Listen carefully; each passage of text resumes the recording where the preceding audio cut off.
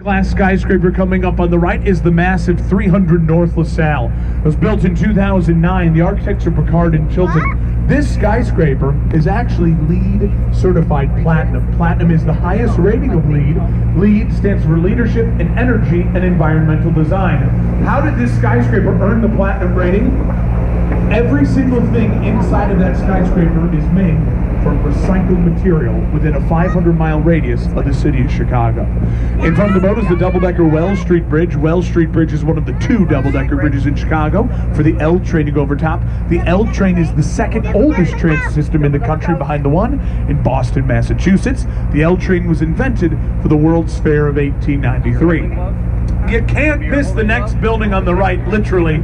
This was the largest structure in the world when it debuted in 1930 for Marshall Field and Company by architects Graham Anderson, Probst and White. Ladies and gentlemen, I give you the Merchandise Mart. The Merchandise Mart sits on 5 acres of land, 4.25 million square feet of space. Inside there's 8 miles of corridor, 500 showrooms. Until 2008, the Merchandise Mart had its own zip code. That's how many landlines were in the building. Now it is Art Deco. Art Deco is defined by 3 things: strong vertical lines, setbacks as you go up, and geometrical ornamentation throughout the building. Now the building took a huge hit during the Great Depression, so Marshall Field and Company sold it in 1945 to Joseph P. Kennedy, JFK's dad, for $13 million. The Kennedy family sold the building in 1998 for $575 million. They made a nice little return off their investment. The Kennedys are good at that. Now the Kennedys sold the building. They did not sell this very important plot of land to our right. This is Wolf Point. It's owned by the Kennedys and they're developing.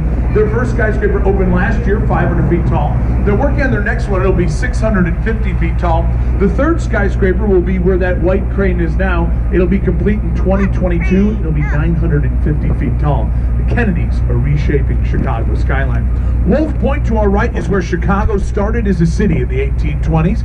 We officially became a town on March 4th of 1837. We needed a name, so our town leaders decided on Chicago. They took English letters and used it from the Native American term Chicagowa, which they heard the local Native Americans use all the time. They thought the Native Americans called this area Chicago. So they thought Chicago, Chicagowa, bada bing, bada boom, close enough, we got a name. What they didn't know is that Chicagowa actually translates to stinky, smelly onions. The Native Americans were referring to the onions that used to grow along the banks of the river. So welcome to Chicago. The only definition of Chicago: stinky, smelly onions. New York City's the Big Apple. Chicago